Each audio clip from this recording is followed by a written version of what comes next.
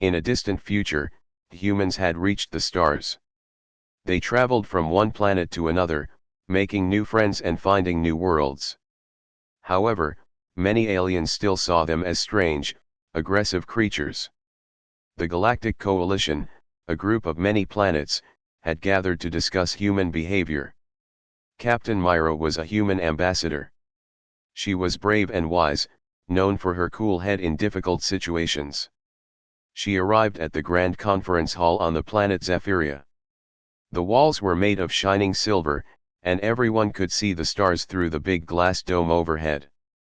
The hall was filled with delegates from many planets, Drathians, with blue skin and long tentacles, FERS Hans, who looked like giant tortoises, and even the tiny, bright Zibits, who loved to chatter and sing. Myra walked to the front of the hall, her heart racing. She was there to assure the coalition that humans were friendly. Esteemed members of the Galactic Coalition, she began, her voice steady, I come to you today in peace. We are here to share knowledge, not to conquer. The room filled with murmurs. Some aliens looked uneasy. The Drathian ambassador, named Lorcan, raised a tentacle. But humans have a history of violence. We remember your wars. His voice was deep and echoey. What proof do we have that you have changed? Myra felt a knot in her stomach. She knew they had made mistakes in the past, but humans were learning. We have changed, she insisted. We have built alliances and created a new path forward. A Furtian, named Turok, chimed in. Your technology is impressive, but it is also dangerous. You must show us you can handle it. The crowd nodded in agreement. Myra took a deep breath. I will prove it. Allow me to demonstrate our technology. I will show you our starship, the Horizon. The aliens exchanged glances. Some were curious, while others were doubtful. After a tense silence, they agreed. They traveled outside to the wide clearing where a magnificent, sleek ship floated above the ground. It shimmered under the stars like a giant silverfish. As she stepped on board, Myra felt a mix of nerves and excitement. The ship was advanced, unlike anything most of the delegates had seen. It had a holographic control system, and with a wave of her hand, she made it come to life. This is the bridge, she explained. From here, we can navigate the galaxy. The amazement in the eyes of the aliens was clear. Lorcan reached out, touching a hologram. This is incredible, he said, surprised. For a moment, they seemed united by the wonder of technology. But just as they were starting to bond, the peace was shattered. An alarm blared. A holographic screen flickered on, showing a dark ship approaching them. It was the Brackgons, a race known for their ruthless ways. They declared war on anything that threatened their power. Myra's heart raced. We need to defend ourselves, she shouted. The delegates were frozen in fear, unsure of what to do. We must negotiate, Lorcan urged, but Myra knew there was no time for that. The Brackgons would not listen to words. They understood only strength. Rushing to the control panel, she began initiating the ship's defenses. I need all of your help. If we are going to stand a chance, we must work together. Her voice was calm, but inside, she felt panic rising. The aliens, seeing the threat, quickly understood. Turok clutched his powerful legs, ready to assist. Lorcan coordinated the defense strategy with Myra. They communicated swiftly, forming an unexpected alliance.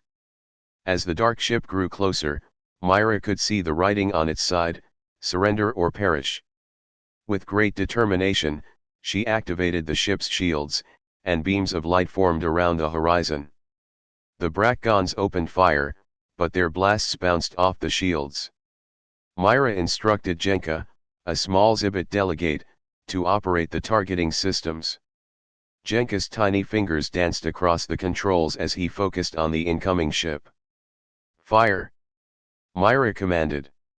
The horizon shot bright energy beams toward the enemy vessel. The Brocken ship shook and faltered. The delegates cheered, realizing they were working together as a team. But the Brackgons were relentless. The enemy ship readied for a second attack, but this time, Myra had an idea. "If we can outsmart them, we might win," she said. "Let's use the surrounding debris to our advantage." She directed the ship towards nearby asteroids.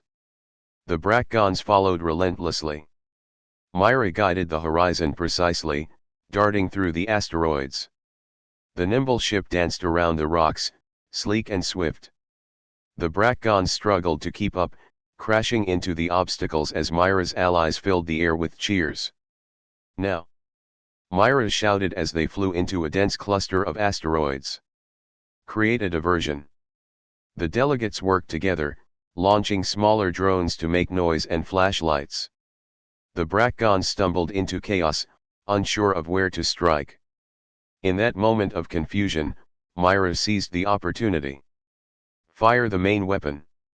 The delegates watched in awe as the horizon unleashed a powerful beam, striking the enemy ship with fierce power. The Brocken ship exploded, lighting up the darkness of space. As the debris spread through the void, the Zephyrian delegates erupted into cheers. They could hardly believe it. They had won not just for themselves but alongside humans. The success changed everything. Lorcan looked at Myra, his tentacles raised in respect. "You are true warriors and diplomats," he said. "We have seen that humans are not just predators. You are allies." Myra smiled, filled with hope.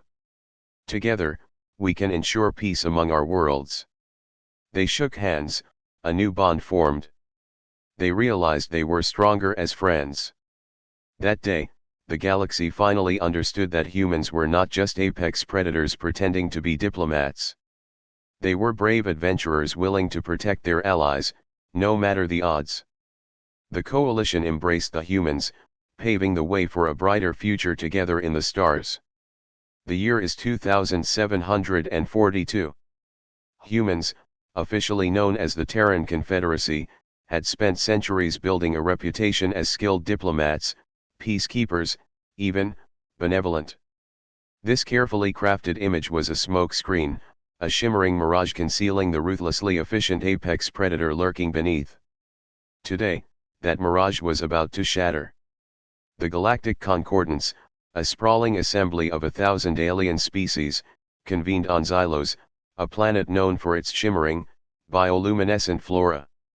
Ambassador Anya Sharma, a veteran diplomat with eyes that could melt glaciers and a smile that could curdle milk, represented Earth. She was known for her calm demeanor, her ability to defuse even the most volatile situations. But beneath the polished exterior pulsed the heart of a strategist, a master manipulator. Anya's team consisted of Commander Jax, a gruff but brilliant military tactician, Dr. Illyra Vance, a xenolinguist whose understanding of alien cultures bordered on the uncanny, and Kai, a young, ambitious communications officer, brimming with naive idealism. Their mission, to secure a lucrative trade agreement with the KRYLL, a powerful, insectoid species known for their advanced technology and equally advanced distrust of outsiders. The KRYLL delegates, a formidable-looking group with chitinous armor and multifaceted eyes, arrived in a flurry of clicking mandibles and buzzing wings. Their lead negotiator, Xyler, was renowned for his sharp intellect and even sharper claws. Negotiations began in a tense atmosphere, a delicate dance of veiled threats and carefully crafted compliments. Anya, a master of the subtle art of manipulation, played her role flawlessly. She charmed Xyler with tales of Earth's cultural achievements, carefully omitting the less flattering aspects of human history. Jax, ever vigilant, monitored the KRYLL's body language, searching for signs of deception. Illyra, quietly observing, deciphered the nuances of KRYLL communication, detecting undercurrents of suspicion. Kai, meanwhile, struggled to reconcile the friendly facade of the humans with the strategic maneuvering he witnessed. His idealism began to crack. Days turned into weeks, the negotiations dragging on. The KRYLL remained wary, their demands escalating. Anya, sensing a shift in their strategy, proposed a seemingly innocuous trade, a rare earth mineral in exchange for KRYLL technology. It was a seemingly fair trade, but Anya's true aim was far more ambitious. The mineral in question, known as ethel, was not merely rare, it was a key ingredient in a new weapons system the Terran Confederacy was developing, a system capable of devastating entire planetary systems. The KRYLL, unaware of this, eagerly accepted the offer. The exchange was orchestrated with military precision. A seemingly simple transaction masked a deliberate act of strategic subterfuge. The day of the exchange arrived. Under the watchful eyes of the Concordants, the transaction took place. But as the KRYLL delegates prepared to depart, a shocking event unfolded. A small, unassuming probe, unnoticed amidst the flurry of activity, was activated. It was a sophisticated piece of Terran technology, designed to subtly alter the KRYLL's neural pathways. The alteration was minimal, virtually undetectable, but enough to subtly alter their behavior. In the following months, a series of seemingly unrelated incidents occurred. The KRYLL, known for their aggressive expansionist policies, suddenly exhibited an unprecedented level of cooperation, even yielding territory to other species. They were, subtly, being controlled. This wasn't a forceful subjugation, rather, a manipulation of their innate instincts, a subtle twist of their evolutionary programming. News of the KRYLL's uncharacteristic behavior spread like wildfire through the galactic concordance. Suspicion fell upon the Terran Confederacy. Initially, Anya denied any involvement, maintaining a facade of innocent bewilderment. But the evidence was slowly mounting, meticulously compiled by other races, revealing the probe's purpose. The climax arrived during the next concordance meeting. The other species, their initial shock giving way to fury, confronted Anya and her team. The undeniable evidence of human manipulation was presented: the altered neural pathways, the subtly manipulated data streams, the suspiciously convenient trade agreement. Anya, her carefully crafted composure finally cracking, revealed a chilling truth. "We are apex predators," she stated, her voice betraying no emotion, "and we have always been." She explained the Terran Confederacy's strategy, to use their superior diplomatic skills to manipulate other species, subtly guiding them towards outcomes beneficial to Earth. This was not a new tactic, but a refined culmination of centuries of human strategy. The galaxy gasped. The carefully constructed image of the benevolent Terrans shattered, revealing the reality of a powerful, manipulative force pulling the strings of galactic politics. The revelation sparked outrage, fear, and, in some species, grudging admiration. The KRYLL, their minds still subtly influenced by the probe, remained cooperative. The galaxy understood, finally, that the humans were not diplomats, they were predators in sheep's clothing. The game had changed. And humanity had just won, again. The year is 2742. Humans, officially known as the Sol Federation, had a reputation. A carefully cultivated reputation of peaceful explorers, eager for trade and understanding. The truth, however, was a little different.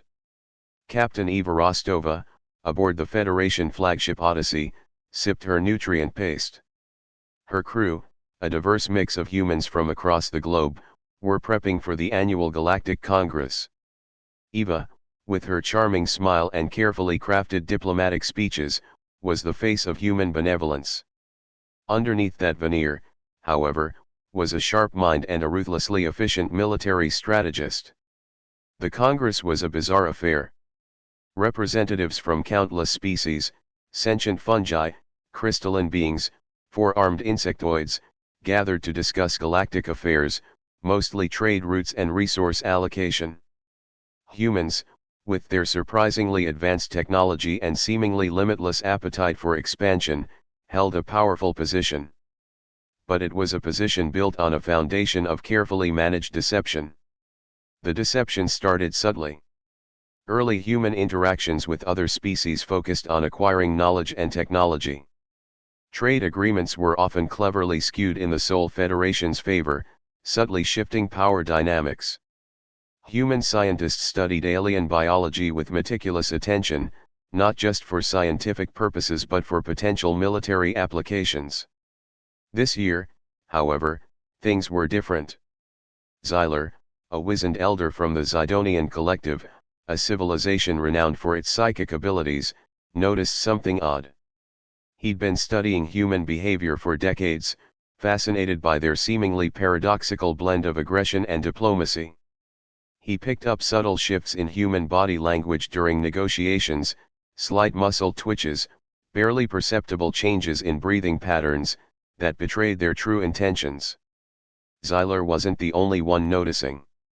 Across the Congress Hall, representatives from the Kryll Empire, a fearsome insectoid race, exchanged concerned glances. Their advanced sensory organs detected an almost imperceptible increase in human neural activity during seemingly innocent discussions, a spike far beyond what was considered normal. The Kryll were masters of strategy and subterfuge themselves. They felt the hidden power beneath the humans' amiable facade. The turning point came during the debate on the exploitation of the Xylos asteroid field, a rich source of rare minerals vital for advanced technology. The humans, led by Eva, presented a seemingly reasonable proposal for joint exploration. But Xyler, utilizing his psychic abilities, intercepted fragments of a private human communication.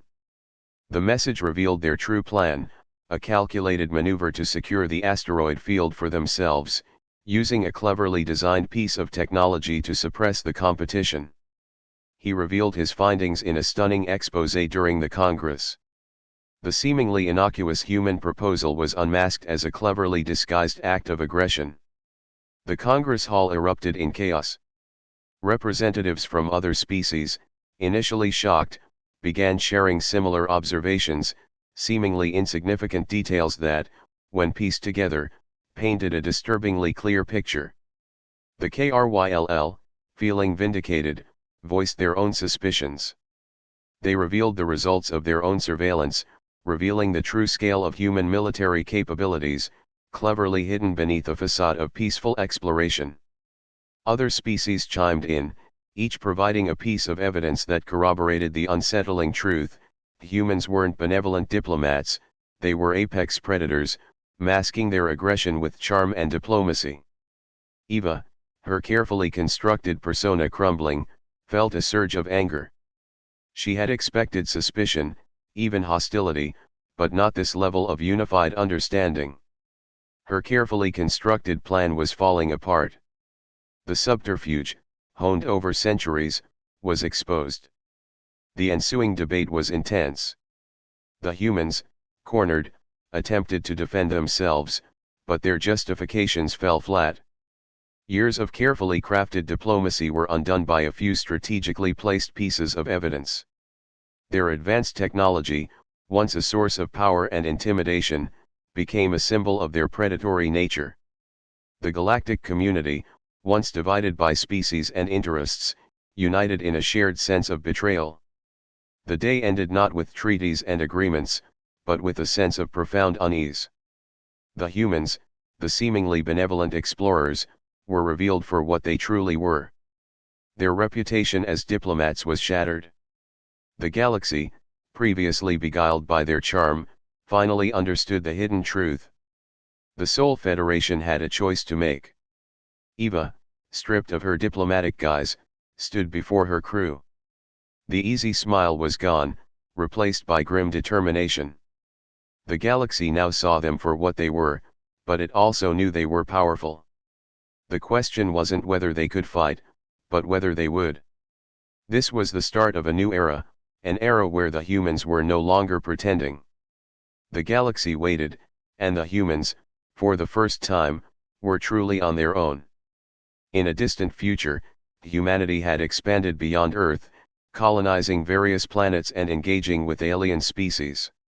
Earth had become an intergalactic hub, filled with various cultures, technologies, and galactic politics. However, not everyone saw humans as mere diplomats. Many species viewed them as apex predators hiding behind a facade of diplomacy. On a planet called Sirian, a meeting was set to take place. Representatives from several alien races gathered to discuss a trade agreement that would benefit all parties. Among them was Jenna, a human diplomat. She was confident and well-trained in the art of negotiation. Opposing Jenna was Grom, a large and powerful Darkian, known for his brutal strength and intelligence. As the meeting began, each delegate presented their arguments. Jenna spoke about the benefits of the trade deal, how it would increase wealth and resources for everyone involved. The delegates listened, but there were murmurs of doubt.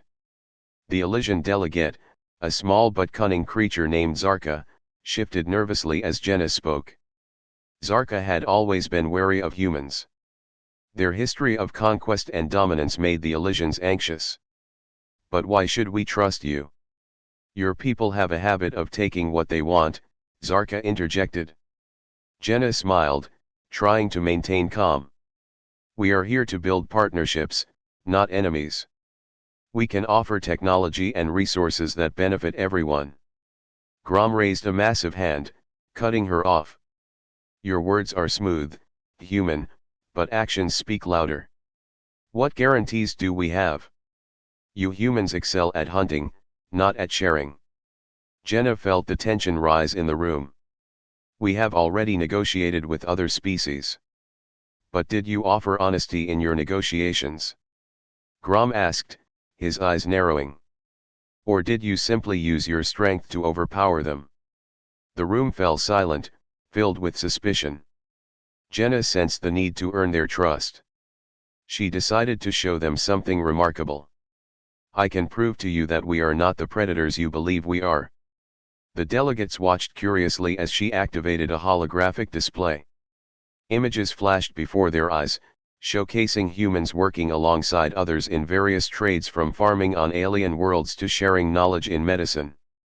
Jenna hoped to illustrate humanity's positive contributions. Despite her efforts, the skepticism remained. Zarka whispered to Grom, watch closely. They could just be trying to deceive us. Grom nodded, eyes fixated on Jenna, strong but harboring suspicion. After the presentation, there was a long pause. The delegates began discussing amongst themselves, some agreeing with Jenna, while others remained doubtful. The dialogue between species began to grow louder, full of mixed feelings, fear, and mistrust. Suddenly, without warning, the alarm systems of the meeting chamber blared. A Darkian officer rushed into the room.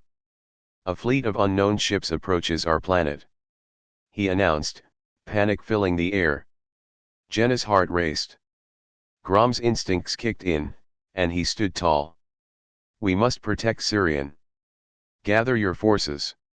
He roared, rallying the Darkians, who immediately began organizing a defense. Jenna knew this was a chance to show the delegates her true intentions. Let me help. We have technology and strategies that can assist you in defense. She called out. Reluctantly, Grom recognized her determination. We will put your technology to use. They quickly teamed up.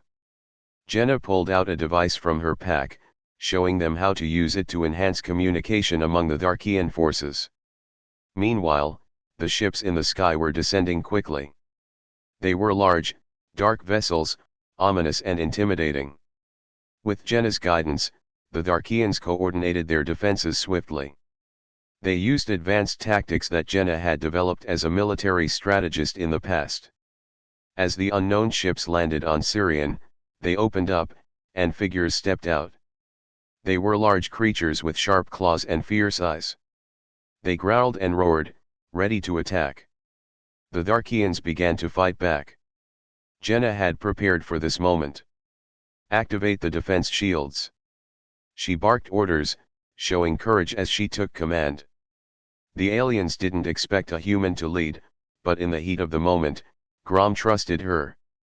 The Darkians engaged, but the invaders possessed advanced technology of their own.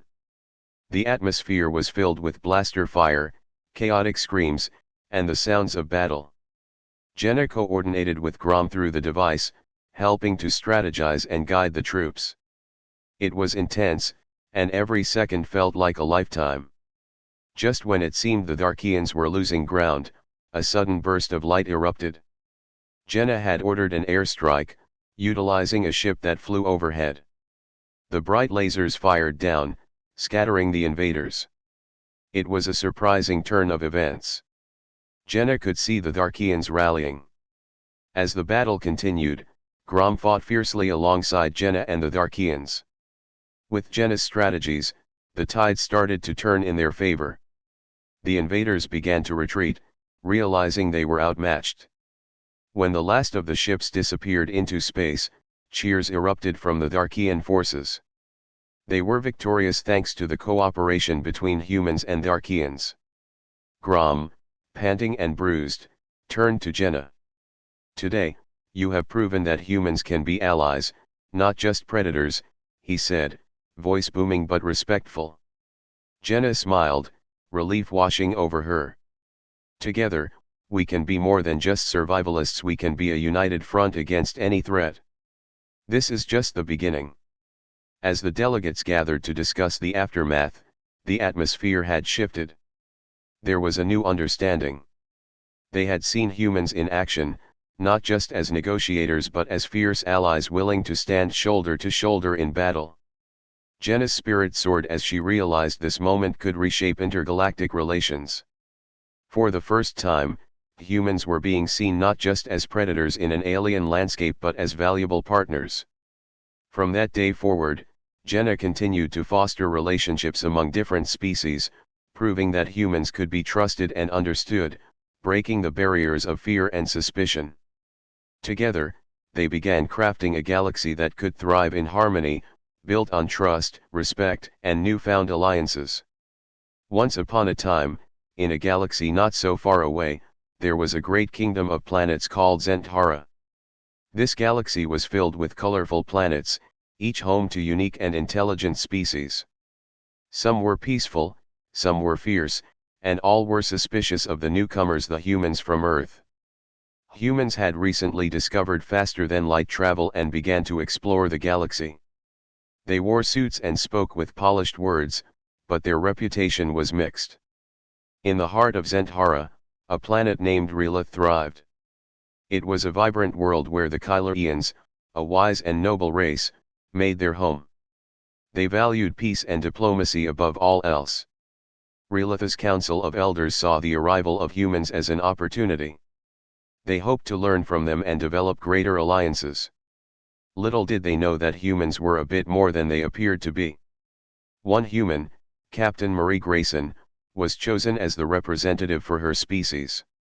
Marie was brave and clever, with dark hair and an infectious smile. She believed in the power of diplomacy and wanted to make a good impression on the Kylarians. She arrived with her crew on a sleek starship named the Horizon. As the ship landed gently, a group of Kylarian diplomats awaited her. Among them was Elder Tillin, a wise Kylarian with large, blue eyes and skin that shimmered in the sunlight. "Welcome, Captain Grayson," Elder Tillin said. "We are honored to have you here. Let us begin our discussions on trade and shared knowledge." Marie smiled back, eager to foster a bond. "Thank you, Elder Tillin. I believe together we can achieve great things." Days turned into weeks, and the meetings between the humans and Kylarians continued. While Captain Grayson was focused on building friendship, her first officer, Max, watched with a distrustful eye. Max was tall and strong, with a deep voice. He had seen what humans could do when threatened. He often reminded Marie of stories from Earth, where humans had been fierce and ruthless in their survival. "Marie," Max said one evening, "what if they are just pretending? What if they plan to overpower us?" "Max, that's not possible," she replied. "We are here to build alliances, not to dominate." As the discussions progressed, the Kylerians opened up about their technology and way of life.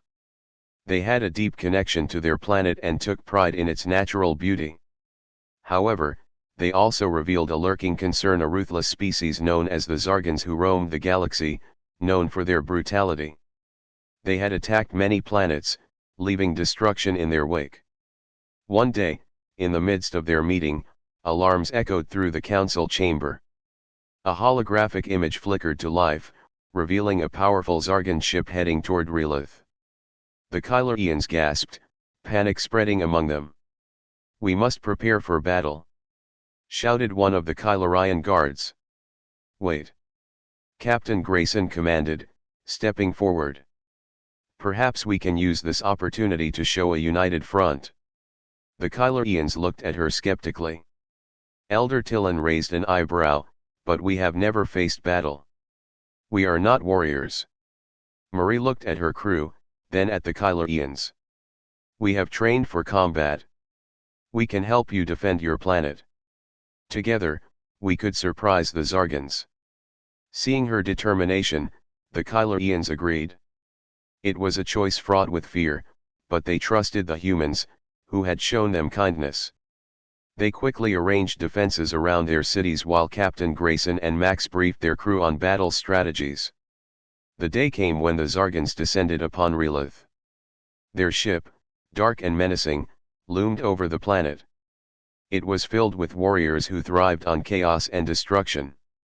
Captain Grayson and Elder Tillin coordinated their forces. The Kylerians used their advanced technology, while the humans used their combat expertise. Together, they launched a surprise attack. The fight was fierce. The Zargans were strong, but they were caught off guard by the unexpected alliance. The Kylerians fought with courage, while the humans displayed resourcefulness and determination. Marie led the charge, her heart racing but her mind clear.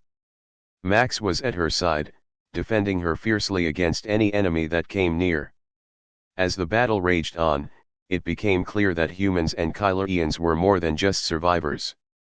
They were warriors, united by a fierce determination to protect one another. The Zargans began to falter, realizing they were outmatched. Finally, in a brave push, Captain Grayson and Elder Tillin struck the Zargan ship's command center, compelling the remaining invaders to flee.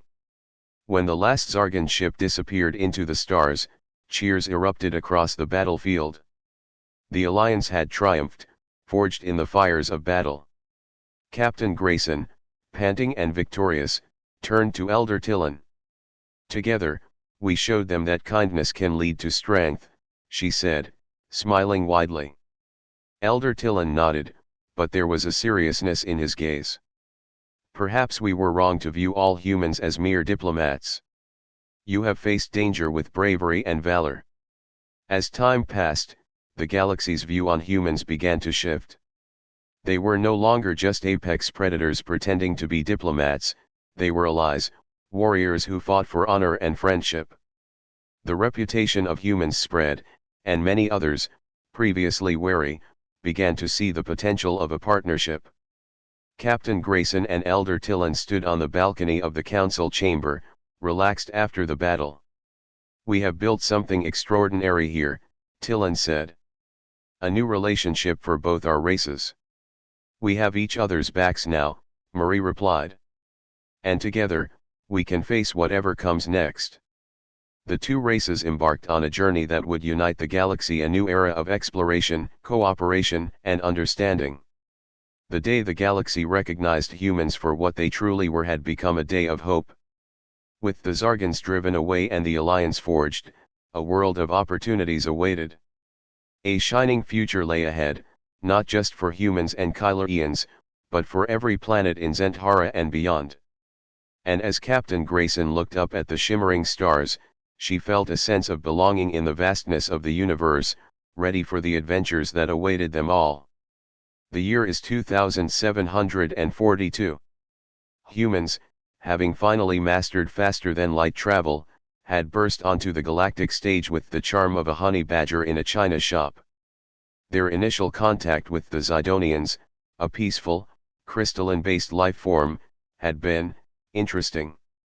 Human diplomats, in their overly formal suits and slightly too bright smiles, had secured a lucrative trade deal for rare minerals. The Zidonians, however, were utterly bewildered by the human seemingly contradictory nature. Ambassador Illyra Vance, a human known for her sharp wit and even sharper negotiating tactics, had orchestrated the deal. Her team, a motley crew of economists, linguists, and security personnel, watched her with a mixture of admiration and apprehension.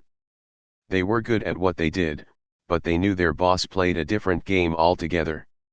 On the other side of the table sat Xylar, the Zidonian ambassador. Xylar communicated through subtle shifts in its crystalline structure, which were translated by a complex machine. Its initial skepticism about the human's friendly demeanor was slowly giving way to a nervous curiosity. Back on Earth, the global response to the Zidonian treaty was mixed.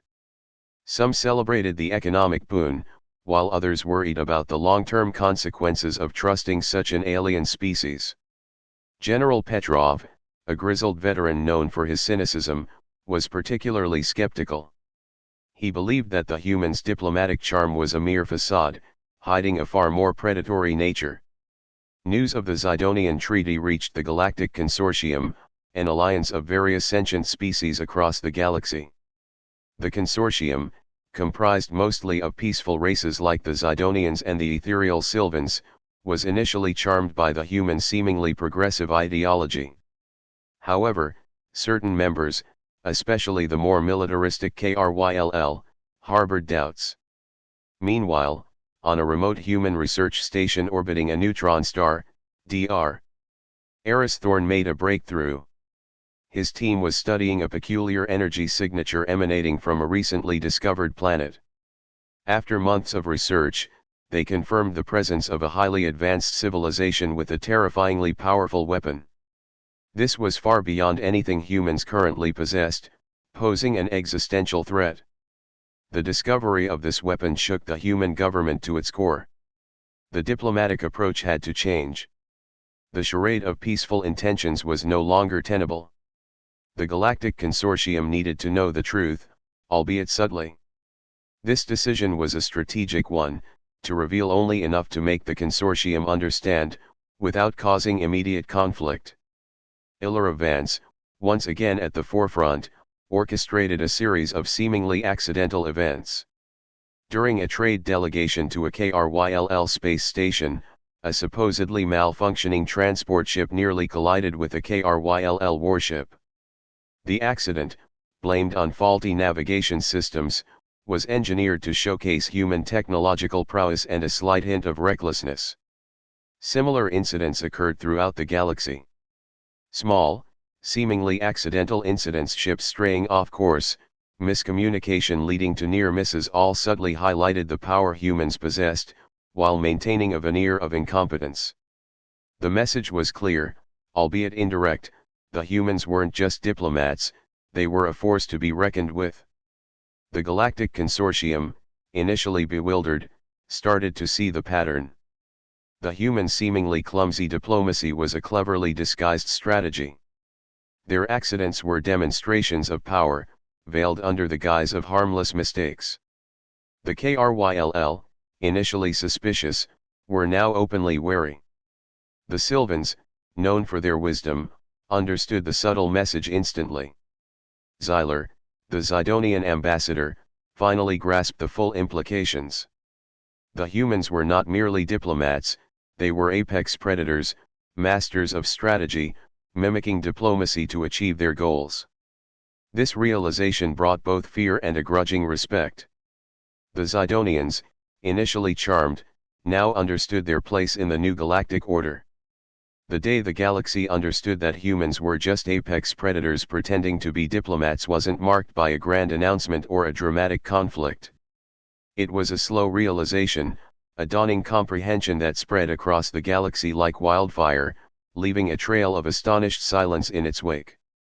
The humans, it turned out, were exactly as dangerous as they appeared to be, and far more cunning than anyone had initially imagined.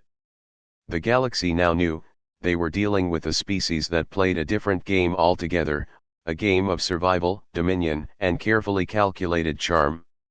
The era of human diplomacy was over. The era of human influence had just begun.